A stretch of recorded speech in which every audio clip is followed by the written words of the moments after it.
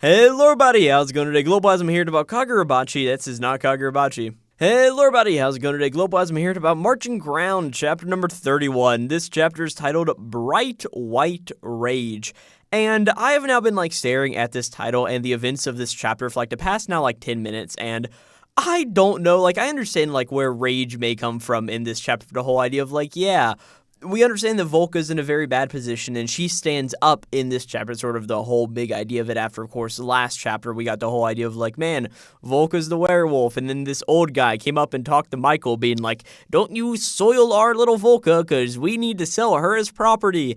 And the next morning, wow, people come up to pick up Volka to sell her as property. It is a very messed up thing, and as I talked about in the last chapter of Märchen Crown, or in the last video, guys, there is no reason for this arc. I sort of talked about last video that this series right now is really just making all of us readers very uncomfortable, not for the reason of growth, just because Asakasa was you know what, I feel like letting everybody feel uncomfortable today, and that's sort of just what he's doing with the various story that we're getting told here. But yeah, all that being said, I don't know why this chapter is called Bright White Rage, but maybe if we read through it one more time, we can understand why this is. But before we get into all of that, there is a color page to start off this chapter, which I guess means the series is doing okay, maybe? Now, I have read up to chapter number 35, and by that point, I have a lot of questions about how this series is actually doing, but you know what? We will get there in a future video for sure, But it's a nice enough looking color page. We see Volka here. She looks way too young to have this entire arc focused around her. I don't know. I don't know. I'm not a fan of this arc, just to say. And then Michael is holding his vine bow that we saw him use last chapter. So, it looks okay. Not my favorite Märchen Crown color page, but also, not bad either, But either way, we start off this chapter with Volka standing here in town, and she's just, a lot of this is her thinking about things in the moment, why all of these things are just happening around her, is Volka's just standing here, and she's I love everyone. My mother, my uncle, and all of the other children. If this is for them, then you know what? It's fine. As we see in the background, of course, her mother, who we have seen a few times, her uncle, who is the old dude that we saw talking to Michael last time, which makes all of this infinitely more fucked up, but you know what, Asakasa, write whatever the hell you want to write at this point, I don't know. And then the three younger girls who we saw farming in the beginning of, or 2 chapters ago, I don't remember if it was I think it was 2 chapters ago, but either way, we see those characters here as well. And as Volka's doing all this, if this is for them, then it's fine. A woman's job is to endure. As one of these men sort of, reaches down with this, very, elegant mustache. He sort of, reaches down and, starts to, play with Volka's hair. It's really, really messed up. And he just is girl, lower your hood. And Volka's it's okay. I'm a good girl, so it's fine. I won't ask for any more. I won't daydream anymore as well. I won't dream anymore of being as free as a wolf. And she removes her hood, and this guy's just standing here, and he's okay then, her hair and body, there are no issues with her head shape either. Let's get a good look at that face down right there. And we see that Volka's mother's just all right, go on, lift your head and show him a smile, Volka. And Volka does, is she just thinks that women must always put on a smile. And the man just not bad at all, nice and plump. With breasts like these, even a wet nurse would be no problem. Just this lordship's type. And then her mother's all right, Volka, off you go then. And remember what I told you, and be a good girl now. As Volka just repeats the words, women must be obedient and endure. And her mother just says more. If you do all this, his lordship, the Earl, will be very charitable to us. Extremely so. And the old man just says, and give it your best, my girl. If you blunder, it will be trouble to us all. As Volka just thinks, if a man's best weapon is his sword, a woman's is her body. And Volka just stands here looking down to the ground. She's yes, mother and uncle. As one of the knights with the people as well sort of looks around, or the knight with the earl's men or whatever looks around, he's oh, those 3 girls over there. Hello, would you mind giving us that girl as well? And Volka's mother walks over saying, oh, but she is just a child whose job is to tend the fields. She's yet to even learn proper manners as well. And the knight's like, oh, that is no problem. They say there's pleasure in teaching. Isn't that right, men? And all of the people behind him are just like laughing and like, ah, yes, you and your eccentric tastes. He sort of like bends down from the girl, and it's such a disgusting image as he's just like looking at this girl who is like freaking out.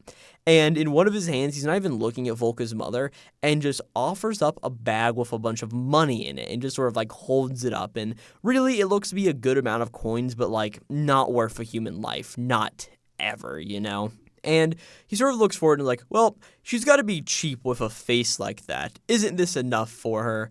And Volka looks over, seeing all of this, and Volka's mother takes all of the money and counts it out, and she's like, oh, yes, my lord, this is plenty. How about this? Say thank you, Maflide. And the little girl looks over, and she's like, oh, thank you, my lords.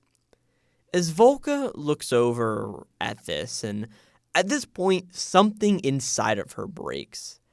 As we see Maflide try to put on a smile here, and Volka just thinks that women must always put on a smile. And then thinks to Michael's words about being cursed and that you have to keep a strong will. And by maintaining your will, even if the curse threatens to consume you, you will still be human. And Volka just looks at this guard and she just mumbles, you're less than human. And the guard looks over. What did you just say? And Volka's like, oh no, I shouldn't have said that. As she starts to like fret a little bit like, well, I love everybody in this village, and I want to do what I can for them. But just as much as you all just angered me, and you make me sick. As she also remembers another rule that her mother told you, that women must never talk back. We see that she's just now breaking this cycle here. And she also remembers Michael just saying like, hey, stick to what you believe is right. As Volka reaches her hand out and points at everybody, accusing everybody, all of you are cursed, and you're lower than beasts. What you're doing is absolutely wrong. And she just like points to everybody. I also do love the use of the word curse here. Of course, it's like she is actually cursed, you know, but it's just a little like fun duality of something here, right? And at this point, the man who just tried to buy the little girl walks over with like his baton cane or whatever, and goes to go and just slash it into the side of Volka, and like as he pins her up against a tree pretty much. As, we see something is flooshing through the air, and it goes through, and we see that Michael has come through, shooting an arrow, cutting off this guy's hand in the moment, barely missing Volka, and, like, penetrating through a tree as well. As Michael is sort of looking down on all of this, he's like, yeah, I think so too.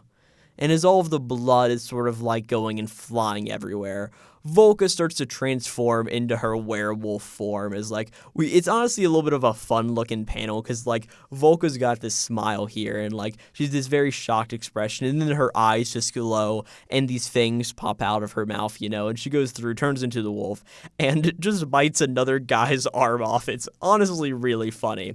And everybody's screaming like, oh my gosh, she's accursed, kill her, like hurry, kill her pretty much. And Volka's just destroying everything here. Her mother's like, Volka, what is going on? And her uncle's like, what in the world is this? As Volka sort of looks over and she's just like, all right, goodbye, mother. And, like, I understand the sentiment of this was still the person that raised you, so, like, even if they are a terrible person, which Volka's mother is, like, there's a little bit of, like, you are my mother at the end of the day, and you're the only, like, true mother I'll ever have. But at the same point, this woman does not deserve a goodbye from you, Volka. You may not be a good character, and neither is she, but you know what? You at least have some morals, while your mother, she's selling children for a living, so I would say no. But either way, Michael then comes over, and he grabs, like, this smoke bomb or something. It looks like it's in a bag, and he whips it against a tree, and he throws it on the ground, and smoke comes out. And Volka's pretty much right there with him, and Volka's like, hey, what's all of this smoke? And Michael's like, it's a special product of a talented apothecary, which is like, okay, it's probably something that Lafina has made, which makes a lot of sense to why Michael would have it pretty much, especially for a mission such as this. as Michael then sort of reaches a hand down to Volka like, hey, we've got to go. Can you run? And Volka's like, oh, what a silly thing to ask.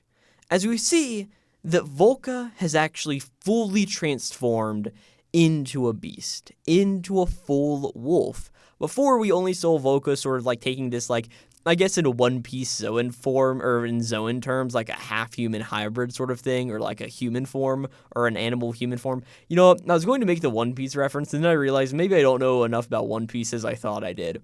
But pretty much, or the hybrid form, that's what it's supposed to be called, as like this like half werewolf, half other thing. And here we just see she turns into a full big wolf, and Michael grabs onto her back, and the two of them start to dash away. As Volka just says, when I run so much faster than you. And Michael is like just holding on for dear life, like, oh my goodness. And we also see that he is also like holding her dress as well. So, I mean, we know that she's naked in her wolf form pretty much. I love manga as not a teenager, as an adult.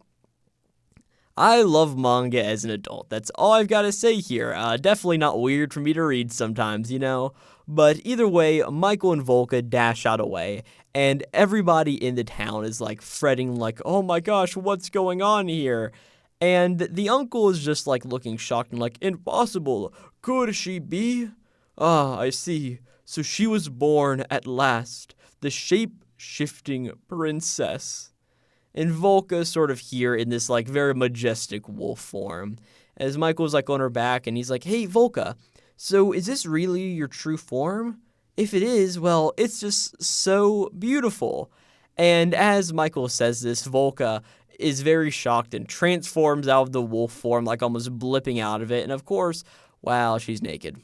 I love manga sometimes, but of course, with like the velocity we're going, the two of them didn't just go like bonk and skid on the ground. And that's where we end the chapter. So the two of them be like, oh, that sort of hurt. And yeah, that was Märchen Crown, chapter number 31.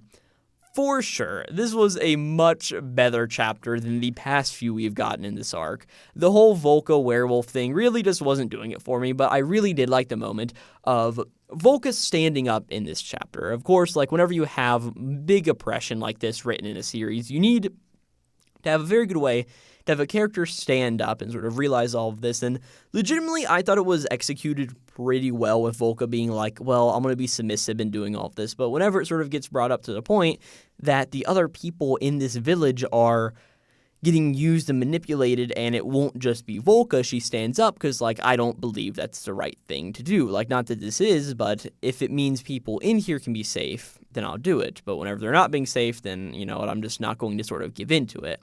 So I thought that was a very good moment at the end of the day, and Volka just like standing up, turning into the werewolf, getting these bastards what they deserved. Yeah, it was a pretty nice thing, even though I think that it would have been nice if Volka could, you know, like take out a few more of these evil people instead of just like biting one and then Michael coming over and having the two of them escape, you know, like I want them to get their due diligence. I want them to not be alive anymore, pretty much. But either way, just very fun seeing Volka as a wolf to like finally transform. And it's also, like, what the hell is this guy doing? Like, oh, so she was finally born, the shape-shifting princess. Like, it seems like he knows what's supposed to be going on here. Like, was this whole thing of, like, breeding all of these girls and all of this for the main reason of so we can find, like, bro, I don't... it sort of reminds me in a way of, like, I think there was more story we were supposed to be getting here, but we're trying to rush things along a little bit. Because, like... we also don't know who the prince for Volka is supposed to be either, you know? So, like, I don't know. It sort of honestly feels like the sort of like, oh, why are all of the ankle reapers cutting off feet for the Cinderella arc? You know, like, there's something else to be explored there, but we never actually went through and figured it out at the end of the day, you know? But at the end of the day, I mean, I don't know. This was a fine chapter, much better than the, like, past few for sure. And yeah, with all of that being said... this was Märchen Crown, chapter number 31, titled, oh, I remember, it was some weird title. It was like Big White Rage or something like that. Let me go find it. Oh, Bright White Rage, that's right. It sort of rhymes a little bit better. I actually don't know if that rhymes, it more just flows off the tongue, you know? It was a fine chapter. If you enjoyed what I had to say about this chapter, I've covered every single chapter of Märchen Crown since, I think, chapter number 1. So I've covered, wow, who'd have guessed, 31 chapters of this series, and All of those videos will be in a playlist in the description box of this video, along with the in card of this video as well. You can check out all of the Glowplasma videos on the Glowplasma YouTube channel and on the Glowplasma Talks podcast that goes up on various areas as well. And yeah, with all of that being said, I will catch you guys next time for Märchen Crown chapter number 32. Until then, this will be Glowplasma, signing out. I'm so happy we get to sort of be done talking about Volka now, man. I know it happens next chapter, and she's in it for all of, 2 seconds. It's actually really nice.